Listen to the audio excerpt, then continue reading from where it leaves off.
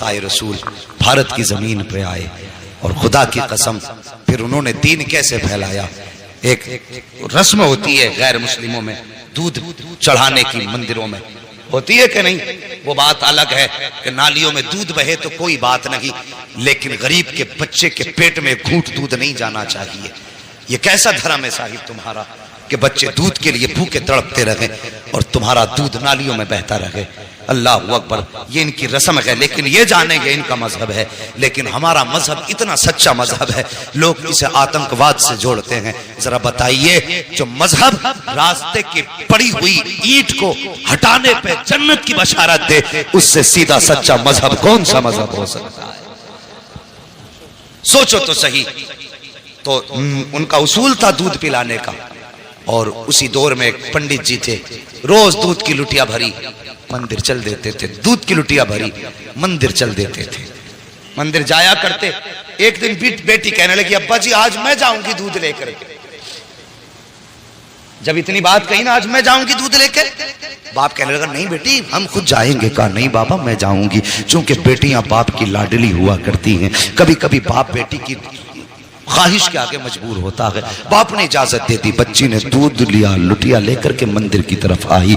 मंदिर में आई, उसे पता नहीं था कि दूध पिलाया जाता है कि दूध बहाया जाता है। आई, आने के बाद मूर्ति के आगे बैठ गई, कहने लगी लो बाबा दूध पी लो। उसने पहले शराफत से कहा दूध पी लो, लेकिन कोई जवाब नहीं आया। फिर कहने लगी दूध क्यों नहीं पीते हो, दूध पी लीजिए। फिर कोई जवाब नहीं आया। बच्ची समझने लगी मेरे बाप तो रोज दूध लाया करते हैं और कहते हैं बेटी मैं भगवान को दूध पिला के आया हूं, शायद मुझसे नाराज हो गए हैं इसलिए दूध नहीं पी रहे हैं। ये बात बच्ची के दिल में आई। कहने लगी बाबा भगवान मुझसे कौन सा पाप हो गया है जिसकी वजह से आप दूध नहीं पी रहे हो। पत्थर था, पत्थर भी कभी बोला करते हैं।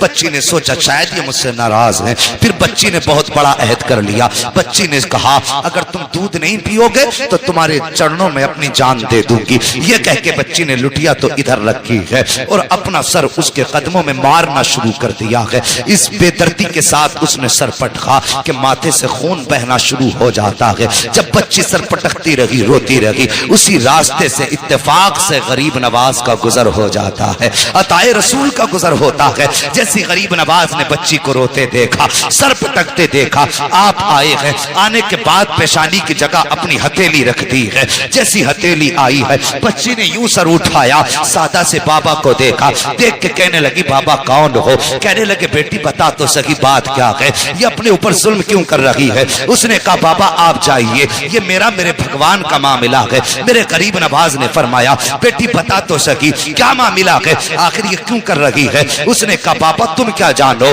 तुम तो मुसलमानों के धर्म गुरु हो, ये हमारे मजहब का मामला है। गरीब नवाज ने कहा बेटी बता तो सही बात क्या है। बच्ची कहने लगी सुनो बाबा अगर नहीं मानते हो तो सुनिए, मेरे बाप रोज दूध पिला के जाया करते हैं, लेकिन आज मैं दूध लेकर के आई हूं तो ये दूध नहीं पी रहे हैं, शायद ये मुझसे नाराज हैं। तो मैंने ये कसम खाई है या तो ये दूध पिएंगे या मैं अपनी जान दे दूंगी। जैसे इतना सुना है, गरीब नवाज कहते हैं बेटी बस इतनी सी बात है। कहा हाँ बस इतनी सी बात है। आपने फरमाया कि दूध क्यों नहीं पीते हो। जब बच्ची कह रही है तो दूध पी लीजिए, जैसे इतना कहा है वो पत्थर टस से मस नहीं हुआ। आपने फरमाया सुनता नहीं कौन कह रहा है, मोइनुद्दीन कहता है दूध पी ले। उसने फिर भी दूध ना पिया है।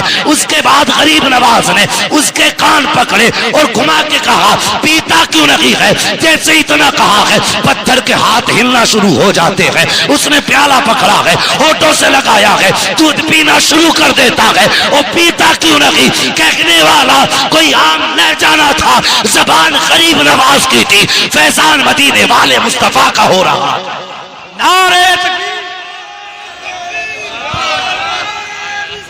या रसूल अल्लाह, या रसूल अल्लाह, नारे जिंदाबाद जिंदाबाद, अल्लाह अकबर, सुभान अल्लाह, सुभान अल्लाह अकबर। बच्ची ने दूध पिलाया और जैसी चली घर की तरफ, उसके बदन पे खून, कपड़ों पे खून, चेहरों पे खून, उसका पूरा बदन खून से लथपथ था। और मुझे बताइए अगर कोई बेटी अकेली जंगल से आ रही हो और बदन खून में लथपथ हो, सर से खून बह रहा हो, तो कोई ये नहीं सोचेगा कि इसने चोट खाई है। तरह तरह के गुमान लोगों के दिल में आते हैं, तरह तरह के ख्यालात लोगों के दिल में आते हैं।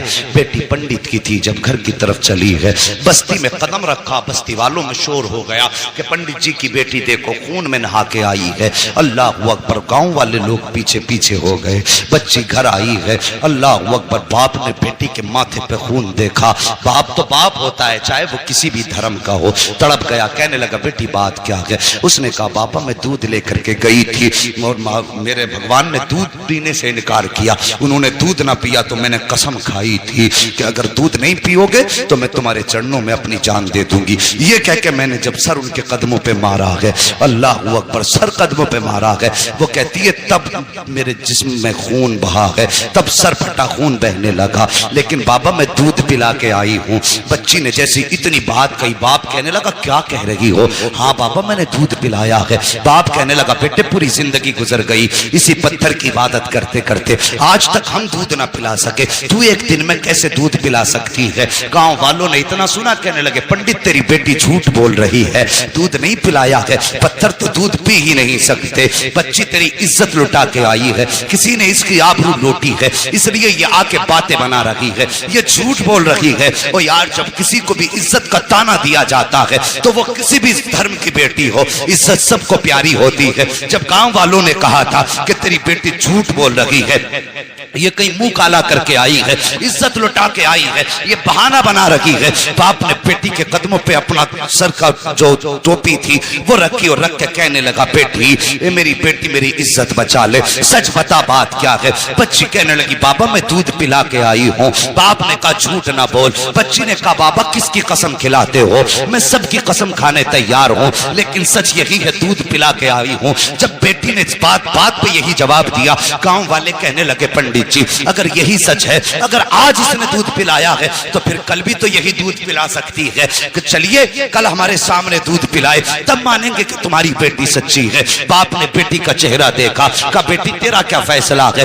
क्या तू दूध पिलाने के लिए फिर से तैयार है? बच्ची ने कहा हाँ मैं तैयार हूँ। कहा ठीक है, दिन मुकर्रर हुआ, वक्त मुकर्रर हुआ, फिर से पूरा गांव और ये बच्ची उसी मंदिर की तरफ चले हैं जहां बच्ची ने उसको दूध पिलाया था। जब उसी मंदिर के दरवाजे पे बच्ची गई है, जाने के बाद पूरा गांव तमाशाई है, बाप भी साथ में है। बच्ची ने जाके दूध का प्याला रखा और रखने के बाद फिर कहती है महाराज दूध पी लीजिए, मेरे भगवान दूध पी लीजिए। लेकिन वो फिर पत्थर है, दूध कैसे पिए? बच्ची ने जब कहा दूध पी लीजिए, पीते क्यों नहीं हो? गांव वालों ने कहा लगाया, कहा सुन पंडित हमने पहले ही कहा था तेरी बेटी झूठ बोल रही है, ये मुंह काला करके आई है इसलिए अपनी इज्जत बचा रही है। जब इतनी बात बच्ची ने सुनी है, बच्ची का दिल टूट जाता है, बच्ची की आंख में आंसू आए, लेकिन साथ ही गुस्सा भी आया।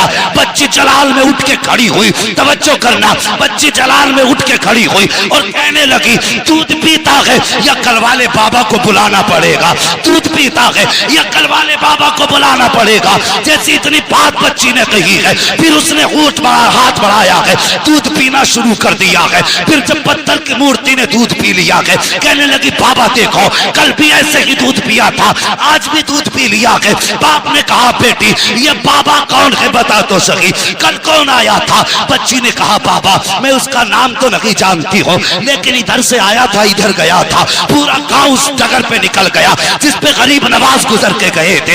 एक दरख्त के नीचे जाके देखा मेरे गरीब नवाज बैठे हुए हैं। जाने के बाद कहा था बेटी यही बाबा है? कहा हाँ यही बाबा है। पंडित कदमों पे सर रख के कहता है महाराज तुम भगवान हो, जिसके कहने से पत्थर ने दूध पी लिया है, इतना कहा है। गरीब नवाज ने निकाह के करम उठाई है, फरमाते मैं कोई खुदा नहीं हूँ, मैं कोई भगवान नहीं हूँ। कहा बताओ तो सही फिर किसकी पावर है जो पत्थर दूध पी ले? गरीब नवाज ने कहा था वो मेरी पावर नहीं बल्कि वो उसकी पावर है जिसको गरीब नवाज पूजा करता है। कहा कौन है वो? गरीब नवाज ने कहा था वो है जिसने तुमको भी पैदा किया है, गरीब नवाज को भी पैदा किया है। अगर पूछना है तो खुदा का पूछो। सबने कहा था ये कह के गरीब नवाज चले, तोड़े कदम पकड़े लोगों ने, कहा गरीब नवाज आगे ना जाइए, पहले हाथ बढ़ाइए, कलमा पढ़ा के हमें मुसलमान बना जाए। नारे तकबीर, नारे रिसालत, उलमाए अहले सुन्नत,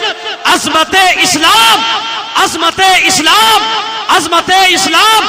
अल्लामा मुफ्ती हम्माद साहब किबला अल्लामा मुफ्ती हम्माद साहब किबला सरजमीने अदलपुर नारे तकबीर नारे रिसाल। लक़द काना लकुम फी रसूलिल्लाहि उस्वतुन हसना, और मेरे महबूब की जिंदगी तुम्हारे लिए बेहतरीन नमूना है।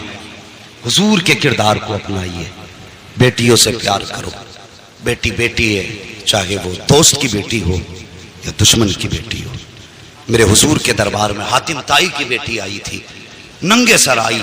मेरे हुजूर ने अपनी मुजम्मिल वाली चादर सर पे डाल दी, मुजम्मिल वाली चादर डाल दी। किसी सहाबी की जबान से निकल गया, हुजूर ये बरकतों वाली चादर, और एक दुश्मन की और काफिर की बेटी। मेरे हुजूर ने फरमाया चुप हो जाओ, बेटी बेटी हुआ करती है, चाहे वो मोमिन की बेटी हो चाहे वो काफिर की बेटी। और जो काफिर की बेटी को इतनी इज्जत दे, अगर उसकी उम्मत की बेटी की आंख में कोई आंसू दे तो फिर वो सोच ले कब्र में मुस्तफा का सामना कैसे करना है। मेरे हुजूर ने तो फरमाया था मेरी बेटी मेरे जिगर का टुकड़ा है। उस दौर में फरमाया था जब बेटियों को कत्ल करने पे लोग फख्र करते थे, फरमाया था मेरी बेटी मेरे जिगर का टुकड़ा है। खुदा की कसम हुजूर की जबान से इस जुमले का निकलना था, ये हुजूर ही के जुमले की बरकतें हैं। आज हर घर में बेटी को अल्लाह की रहमत समझ के रखा जाता है, ये उनकी जबान की बरकत है। वरना आज हम भी बेटियों को कत्ल कर रहे होते। उनके दामन से जुड़ना क्या था। खुदा की कसम जो बेटियों को कत्ल करने में जिनके माथे पे पसीना नहीं आता था, जिस दिन से हुजूर का दामन थामा, वो जमीन पे पैर फूंक के रखते थे और डरते थे कहीं हमारे पैर के नीचे चूंटी ना आ जाए। ये हुनर किसने सिखाए?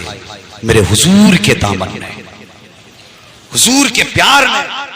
जब तक बिके न थे तो कोई पूछता न था, तुमने खरीद कर हमें अनमोल कर दिया। हमारी तो कोई इज्जत ही न थी। आज जो इज्जतों की महराज मिली है ना, खुदा की कसम ये मोहम्मद अरबी के ठोकरों के सदक़े में। अगर फिर सदका उनकी ठोकरों का है तो जवान उनसे प्यार कर, उनसे वफा कर।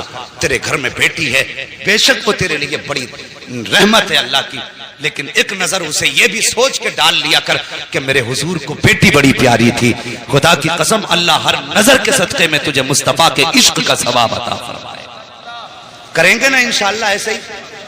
हाँ बेटे मांगो, तुम्हारी मर्जी है सजदों में गिर के, इसलिए कि उनसे तुम्हारा नाम चलेगा। लेकिन कभी रो के रब से बेटियां भी मांग लिया करो, इसलिए कि बेटे नसीब से पैदा होते हैं, बेटियां रब की रहमत बन के आया करती हैं। हाँ बेटी पैदा हो, चेहरा ना बिगाड़ना, मुकद्दर पे नाज करना। अल्लाह ने बेटी दी है, यकीनन कोई नेकी तूने की है जिसकी वजह से अल्लाह तुझसे इतना राजी हुआ है कि तेरे आंगन में बेटी उतार दी है। वो फरमाया गया बेटी क्या आ गया। बस आखिरी बात सुन लो और बात खत्म कर लो। इंशाल्लाह कभी फिर, इंशाल्लाह कभी फिर भाई। नहीं कभी फिर मेरी बात समझिए। मैं ना इंशाल्लाह ये तो खुद नहीं पता है किसी को। उजाले अपनी यादों के हमारे साथ रहने दो, न जाने किस गली में जिंदगी की शाम हो जाए, ये तो किसी का कुछ नहीं पता है। नहीं भाई अल्लाह अकबर। बात कह रहे हैं थोड़ी सी आला हजरत के ताल्लुक से कि थोड़ी सी नहीं दे, मेहरबानी करें मुझे। नारे तकबीर नारे रिसालत उलमाए अहले सुन्नत अल्लामा मुफ्ती हम्माद साहब किबला, अल्लामा मुफ्ती हम्माद साहब किबला, नारे तकबीर नारे रिसालत। अल्लाह अकबर। बेटियों को देख के मुस्कुरा लिया करो, इससे मुस्तफा भी राजी होंगे, हमारा खुदा भी राजी होगा।